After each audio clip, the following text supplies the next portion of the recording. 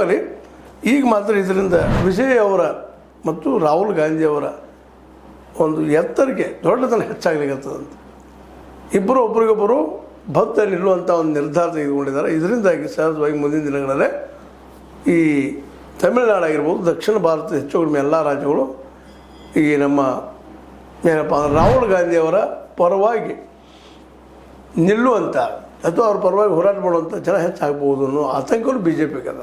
ಎಲ್ಲ ನೆಲೆಗಟ್ಟಿನಲ್ಲೇ ಈ ವಿಜಯ್ ಅವರನ್ನು ಮುಖ್ಯಮಂತ್ರಿ ಮಾಡಬೇಕು ಬಿಡಬೇಕು ಅನ್ನುವಂಥದ್ದು ಆ ದಿಶೆಯಲ್ಲೇ ಒಂದಿಷ್ಟು ಸ್ಟ್ಯಾಲಿನ್ ಒಂದು ಹೊಸ ಪ್ಲಾನ್ ಹಾಕ್ಯಾರ.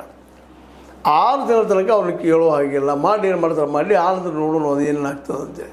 ಅಂದರೆ ಮುಂದಿನ 6 ತಿಂಗಳು ತಡೀಲಿ ಮೊದಲು ಈ ಸರ್ಕಾರ ಅಂತ. ಯಾಕೆ ಅನನುಭವಿ ಇದ್ದಾರೆ ವಿಜಯ್ ಅವರು, ಹೆಂಗಿದ್ದಾರೆ. ಆದರೆ ಅನುಭವ ಬೇರೆ, ಮತ್ತೊಂದು ಬೇರೆ, ತಪ್ಪುಗಳು ಮಾಡಿಸ್ಲಿಕ್ಕೆ ಸಾಧ್ಯತೆ ಇವರಿಂದ ವಿಜಯ್ ಅವರಿಂದ ಅನ್ನುವಂಥ ವಿಚಾರ ಅವ್ರಿಗೆ ಇರ್ಬೋದು, ಇಲ್ಲಂತಲ್ಲ.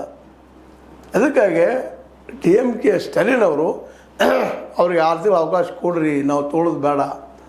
ಈಗೇನಾದರೂ ಡಿ ಎಮ್ ಕೆ ಕೊಡ್ಕೊಂಡು ಸರ್ಕಾರವನ್ನು ರಚಿಸಿದ್ರೆ ನಿಶ್ಚಿತವಾಗಿಯೂ ತಮಿಳಕನ್ನಲ್ಲೇ ಇವರು ಆ್ಯಂಟಿ ಹೀರೋಗಳು ಅನ್ನೋದಲ್ಲ, ಅಥವಾ ಇವರು ಖಳನಾಯಕರಾಗಲು ಎಲ್ಲ ಮಾತಿಲ್ಲ ಅನ್ನುವಂಥ ಮಾತುಗಳು ಕೇಳಿ ಬರ್ತಾ ಇದ್ದಾವೆ. ಈ ಎಲ್ಲ ನೆಲೆಗಳಲ್ಲೇ ಈ ಏನಪ್ಪ ಅಂತಂದ್ರೆ ರಾಜ್ಯಪಾಲರು